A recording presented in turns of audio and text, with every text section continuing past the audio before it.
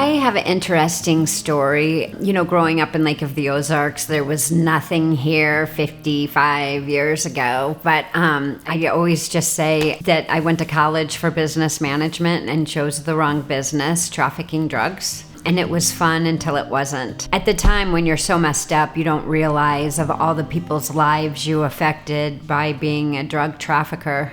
And by getting 15 years, you know, you have plenty of time to think about mistakes, think about what you did. And so it was important to me to be a person that when I came out, that I was just going to give back, because I used to be a taker in life. I never really started Woo. It was me. Like, I was a woman overcoming obstacles. And I like to help women overcoming obstacles. And it was a life's journey that just kind of formed into a foundation. Dee Dee was my first big obstacle. She had done 28 years in prison, but when she came home to the halfway house and she didn't have any family, I didn't know how she was gonna do it. I just needed to bring her here. I was incarcerated at the age of 19. I did 28 years and 6 months. That's where I met Peggy. We became friends, and I went to a halfway house, but me and Peggy kept in touch. And she was like, hey, won't you come on down here? She was telling me about Woo, and they have helped me to get me a car. They have helped me to get me an apartment. But now they have really helped me to get a house, my first house. Woo mean a lot to me because I don't have no family. So I really didn't have anybody, you know, but Peggy. And she brought me down here and she told me about what she started. And I mean, they have really been a big help to me. Everything they have helped me with.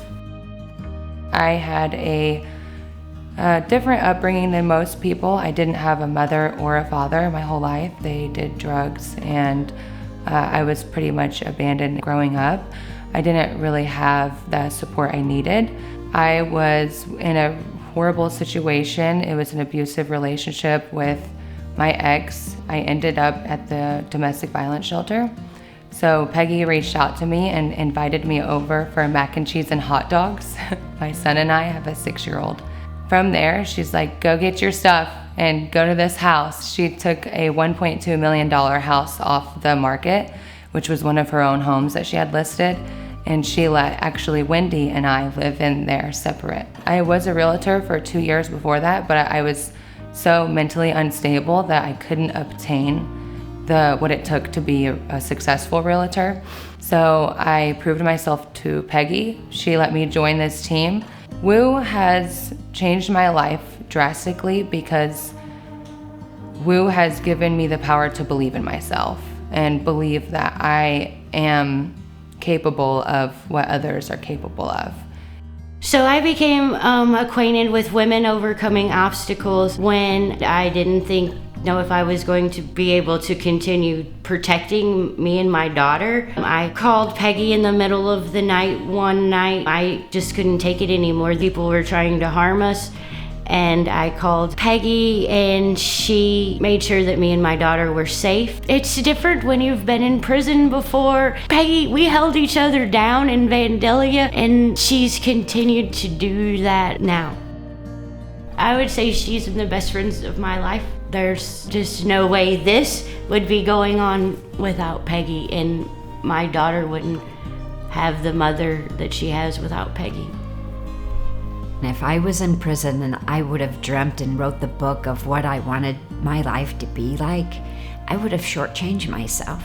And I truly believe that because I gave so much, that God blesses me more because He knows I do it with a clean heart. I don't do it for the pictures. I don't do it to be recognized. I started my foundation so that I could get more people on board so I could help more people because I could only do so much alone. And so I wish I had this big grand idea of why I started Woo, but it is me. I am Woo. And I just put a name to it because I'm a woman overcoming obstacles, and there's a lot of us out there.